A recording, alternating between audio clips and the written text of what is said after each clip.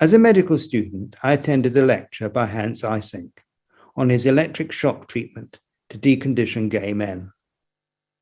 In the discussion, a young gay philosopher, as I later learned when I spoke to him, asked if there were not any ethical matters that needed consideration. Eysenck responded that these men were suffering as a result of being homosexual and sought help. We have, he said, the technology to relieve them. There needs to be no further ethical consideration. The questioner suggested a thought experiment. He said, let us just imagine for a moment, Professor Eysenck, that you are an orthopedic surgeon, and that one day a man approaches you complaining, I cannot bear my arm. It is ugly. I never know what to do with it. My wife also hates it. I don't know where to put it in bed. Look, it's covered in bruises. I'm always knocking it. Would you just please remove my arm? Well, said the questioner, I think you might, Professor Eysenck, send him to a psychiatrist to find out what is, and say to him there's something wrong in the relation between the man and his arm. You would not, I think, say we have the technology to relieve him of his suffering and so proceed to amputation. There was a deafening silence in the room.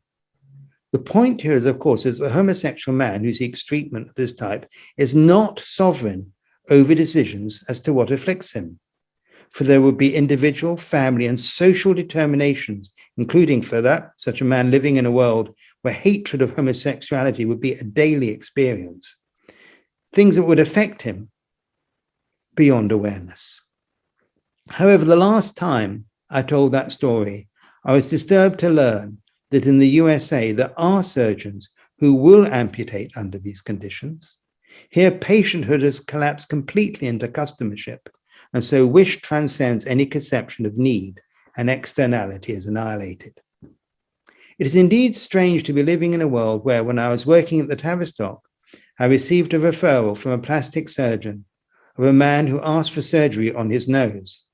The surgeon had met this man a number of times and decided there was nothing wrong with his nose, but there was something wrong with his relationship with his nose.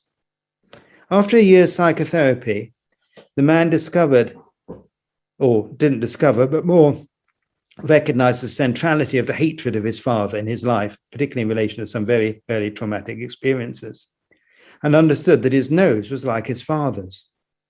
He gave up his wish for plastic surgery.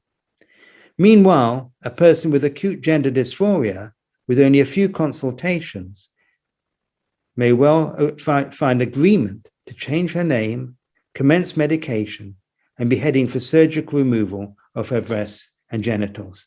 Any questioning foreclosed. It needs to be emphasized here that when someone starts on puberty blockers, for which, as I said, there is no evidence of, we do not know what the effects are. There certainly is very strong evidence of effects on bone, effects on cognitive development, effects on brain development. But also originally when they were being used in this context, there was an idea of an interregnum, that they would delay puberty. But here, even that is not the case, because 98% go on to opposite sex hormones. This means that starting a patient on puberty blockers has all the weight on it in terms of consent of starting them on a pathway which may well be irreversible. Many years ago, when I was young, so not many of you will know this, but if your television didn't work, you might get some wavy lines on it.